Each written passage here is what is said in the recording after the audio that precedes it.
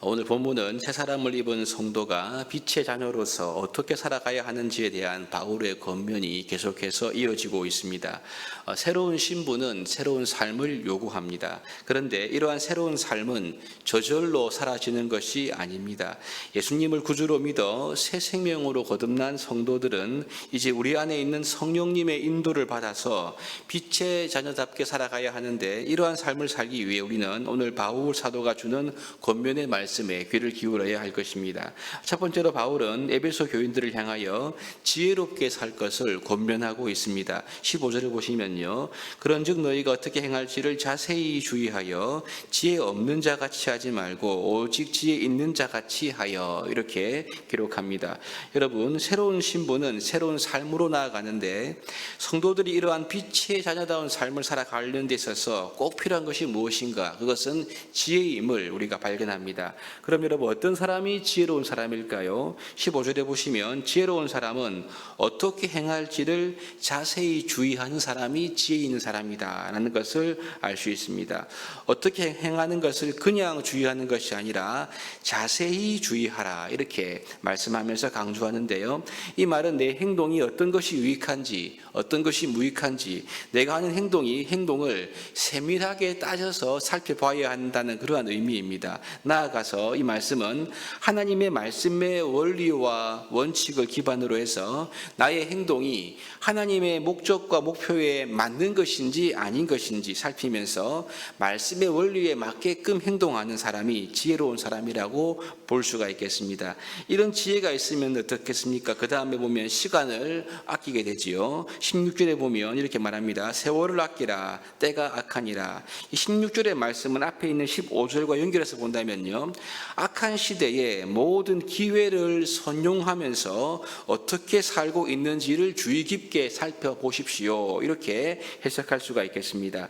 여러분, 그러니 지혜로운 사람들은 우리에게 주어진 세월, 주어진 시간을 죄 짓는 데 방탕하게 사용하는 것이 아니고요, 하나님의 뜻을 행하는 삶을 사는 것이다 라는 이 17절 그 다음 말씀으로 이어지게 됩니다. 17절입니다. 그러므로 어리석은 자가 되지 말고 오직 주의 뜻이 무엇인가 이해하라. 잠언에 의하면 이 지혜가 무엇입니까? 지혜는 하나님을 경외하고 악에서 떠난 자, 즉 하나님의 말씀에 순종하는 자에게 주어지는 하나님의 은총이 지혜입니다. 하나님을 경외하여 하나님 말씀에 순종하려면 기본적으로 하나님의 말씀, 하나님의 뜻을 이해하는 것이 선행되어야 되겠죠. 그래서 내가 처한 모든 우리의 상황과 현실 가운데에서 하나님이 어떤 분이신가, 그리고 그분의 뜻과 그분이 원하시는 것이 무엇인지를 이해하고 분별할 때 우리가 그 길을, 하나님의 길을 따를 수가 있는 것입니다. 이러한 사람이 지혜 있는 사람인 거죠. 이러한 지혜가 있을 때 우리는 새로운 사람으로, 새 신분으로 우리가 성도답게 합당하게 살아갈 수가 있는 것입니다. 여러분, 이렇게 되려면 에베소 교인들에게 필요한 것이 무엇일까요? 그것은 자신들이 듣고 배운 이 복음의 진리를 지속적으로 묵상해야 됩니다. 그리고 예수 그리스도에 관한 경건과 교훈에 대해서 창념하는 그러한 삶이 있어야 되겠죠. 한마디로 하나님의 말씀에 주의하고 하나님의 말씀을 부지런히 배우고 묵상하는 삶이 따라야 하는 것입니다. 그래서 바울은 에베소 교인들을 위해서 기도할 때 이렇게 기도하지 않습니까? 영광의 아버지께서 지혜와 계시의 영을 너희에게 주사 하나님을 알게 해주시도록 기도합니다. 그리고 마음의 눈을 밝혀서 하나님의 부르심의 소망이 무엇인지를 알게 해달라, 이렇게 기도하는 것이 아니겠습니까? 여러분, 그렇습니다. 새로운 사람, 새 사람은요, 이제 믿음으로 산 새로운 신분을 얻었기 때문에 그냥 이러한 새로운 삶은 그냥 되어지는 것이 아니고 대충 살 수도 있는 것이 아닙니다. 내게 주어진 시간과 현실 속에서 하나님의 뜻이 무엇인지를 먼저 이해하고 추구하면서 나의 삶과 행동을 살피는 지혜로운 사람이 될 때 우리는 새로운 삶, 새로운 신분에 걸맞는 삶을 살아갈 수가 있는 거죠. 이러한 지혜는 하나님 아버지께로부터 오는 것입니다. 그래서 말씀을 통해서 하나님의 뜻을 깨닫게 되면 하나님의 자녀다운 하나님의 성품과 태도, 행동으로 우리의 삶이 나아갈 수가 있는 것입니다. 그러니 말씀으로부터 오는 이 지혜야말로 우리가 새로운 신분에 걸맞는 새로운 삶을 살 수 있는 기초인 것을 알 수가 있는 거죠. 또한 이 지혜는 성령의 은혜가 필요합니다. 이 사실을 잘 알았기 때문에 바울은 에베소 교회를 향할 두 번째 교훈, 성령의 충만함을 받으라는 것으로 그 권면을 이어가고 있습니다. 18절 말씀인데요. 보시면 술 취하지 말라 이는 방탕한 것이니 오직 성령으로 충만함을 받으라 이렇게 말합니다. 술 취하는 것은 이방인들의 대표적인 행위 아니겠습니까? 술 취하게 되면 사람은 방탕하게 되고요. 그러면 더 큰 죄로 이어지게 되는 것을 보게 됩니다. 하지만 구원받은 성도들은 술에 취할 것이 아니라 성령에 의해 충만함을 받을 것을 권고하고 있습니다. 여기서 충만하다는 의미는요, 가득 차서 흘러 넘치는 상태를 가리키는 표현이죠. 마치 컵에 물이 있는데 물이 차 있는 것이 아니라 그 물이 흘러 넘치는 그러한 상황이 충만함입니다.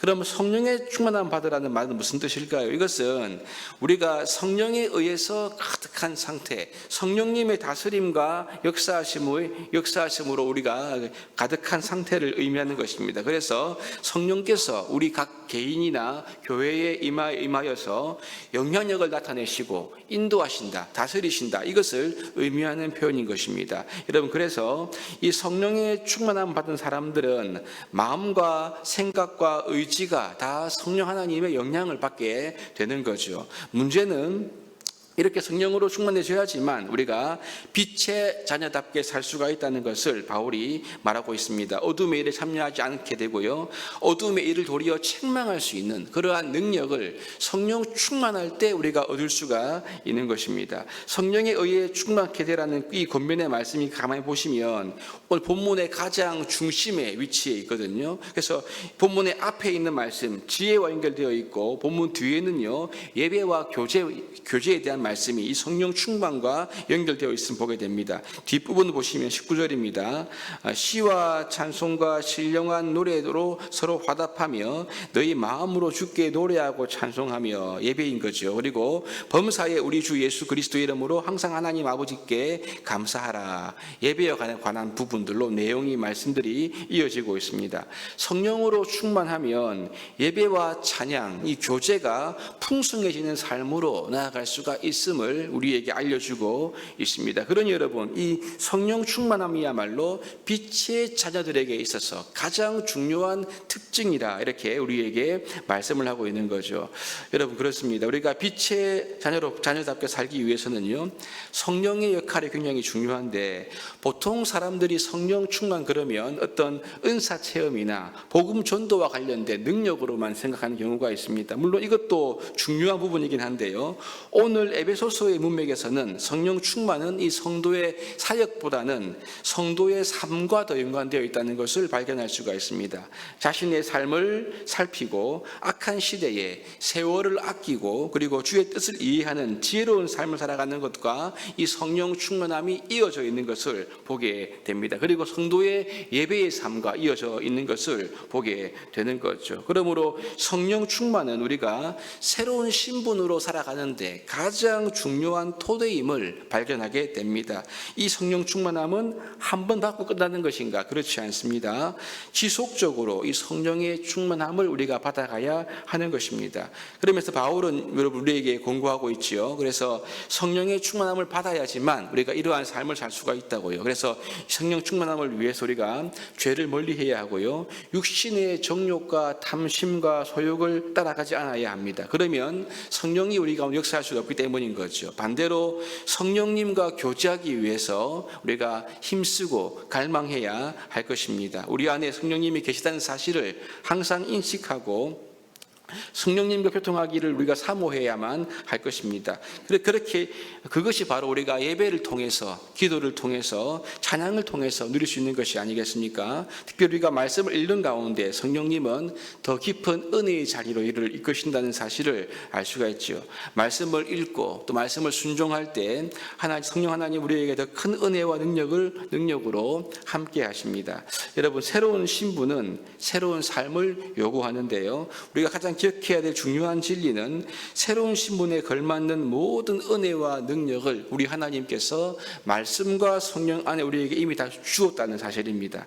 이 은혜를 주신 하나님께서는 우리가 날마다 이 성령의 충만함을 사모하는 삶을 우리가 이제 삶으로 나아가기를 바라신다는 것을 알 수가 있습니다. 성령으로 충만해질 때 우리가 말씀을 깨닫게 되고, 말씀을 깨닫게 될 때 지혜로운 삶으로서 우리의 삶을 살피며 빛의 자녀다운 삶을 살아갈 수가 있게 되겠지요. 이러한 풍성한 은혜와 교제가 오직 성령 충만 안에 있다는 것을 기억하면서 우리 오늘 하루도 우리의 삶의 매일매일의 삶이 성령으로 충만한 삶이 될 수 있기를 주님의 이름으로 축복합니다.